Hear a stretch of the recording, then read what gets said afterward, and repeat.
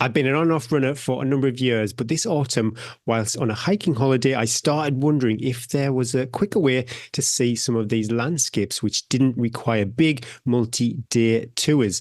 I did some digging around online and discovered the ultra running community and quickly signed myself up for my first ultra marathon next spring. Centurions 100 Hills 50K. Is that one you've done, Eddie?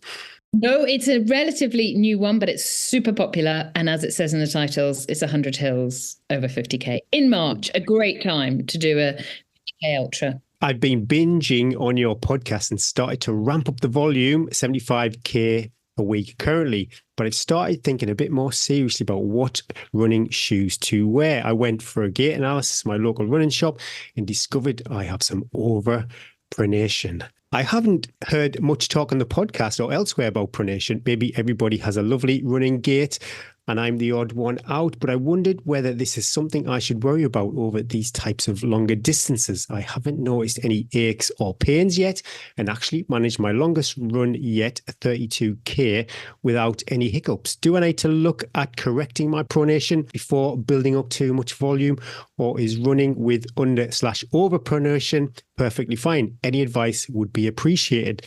Thanks, Matt. Well, I'm no doctor or running gait analysis specialist, but yeah, I said to the coaches before we recorded this question, I've had quite a few running gait analysis over the years, and I was told I needed some support, some structure in my footwear, and because I don't think Vaporflies offer support, I didn't want to listen to that advice and I ignored them, and I've been pretty much injury free, and I'm just an experimental one. Don't really take my advice. There's people with much better knowledge than me, but yeah, didn't do me any harm.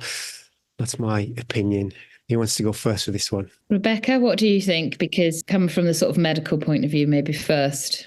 Hi, Matt. Yes, certainly overpronation does get talked about from time to time, and it sort of comes in and out of how important it is really in terms of sort of media and things you might read elsewhere. Jury's out really about how important it is. There is an association between people who overpronate and certain lower limb injuries, anterior knee pain, things that we used to call shin splints, so medial tibial stress syndrome.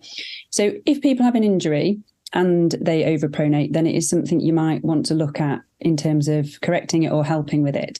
If you are somebody who overpronates but is otherwise absolutely fine and has no injuries, you don't have to correct it. It is just a normal accepted variant of running gait that people have, walking gait, running gait. If it's not causing a problem, if it's not broke, don't try and fix it, essentially, is probably where I'm at with it. In terms of what type of running shoes to wear, most important thing is the ones that are the most comfortable and the ones that feel the best when you're running. That and beyond that, it's really difficult to give advice if you don't have a problem already.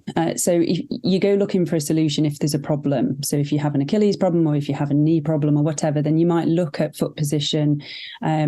And certainly, if you were in having issues with that regard, I would go for a formal gait analysis with a sports podiatrist and somebody who can really analyse exactly what's going on. But also, again, it's the running gait analysis is in context of everything else. And that's an assessment to see, do you have any sort of strength or weakness deficits which are contributing to lower limb injury? And those things are also really important to correct. Again, there's no point correcting overpronation if actually the problem you've got is to do with something else. But because it's an easy thing to correct, it's an easy thing for a running shop to suggest, and those products are available, you can understand why people end up getting suggested, oh, you overpronate, maybe you need to wear this type of trainer. But motion control trainers, there's no sort of set standard as to how much it's going to correct the overpronation. So every brand, every pair will do it to a different level. So you don't really know what's being corrected or to what level. So I think at the moment, if it ain't broke, don't fix it. I think if you had issues with it and they identify overpronation as a factor, then it would probably be better to go looking into it in a bit more detail with someone who's got the ability to sort of really look at properly correcting it with some sort of orthotic device. But at the moment, like an insole, but at the moment, just wear what's comfortable and pay attention to lower limb strength and control. That's the most important thing that you can do for injury prevention, rather than trying to correct your gait. I think a lot of it is not actually the way, I think what running shops are looking at. They look at the foot movement how it becomes flat. And actually, it doesn't really matter. If you look at all the Kenyans or any really super marathon runner, the way that their feet hits the floor is completely different. It's, how they get there. Often you see like people got funny little back kicks and people have shorter strides, but the way the foot then rolls through the floor is much more important than how it actually gets there. And I think unless you go to a real specialist, they could call that up as overpronating, whereas actually it's just your lower limb movement into the running action. As Rebecca sort of touched on, Matt, as you increase your volume, if you have got any weaknesses in your form, which you will have, we all do have, then the strength and conditioning you can't increase the running volume without also increasing the strength and conditioning alongside it. So especially if perhaps you do, your feet might be, your ankles, your hips, something might not be quite right. Look at some strength work alongside increasing your volume. I'd say your volume, I probably wouldn't put it any much higher than that, and perhaps instead spend some time calf work, foot work, hip work, core work, strengthening all those lower limbs as well as you go off into your ultra journey. Trish? I'm just going to summarize what everyone else just said. Basically, if it's not broke, don't fix it. I don't think you've got a problem.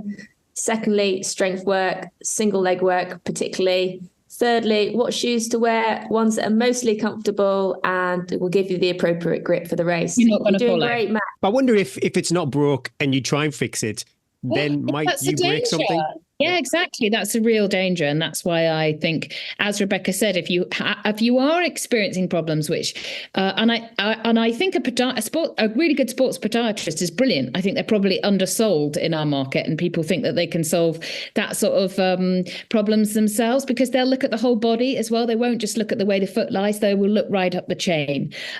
So I would say it's got its place, but be careful and Matt, maybe you're learning this as well, especially when we're newbie trail runners. There's so much information, and everybody that says the information says it like it's law, and that's right. Starting that ultra running filter is really important, of taking on board thinking and making your own running Bible and not taking it from somebody else's.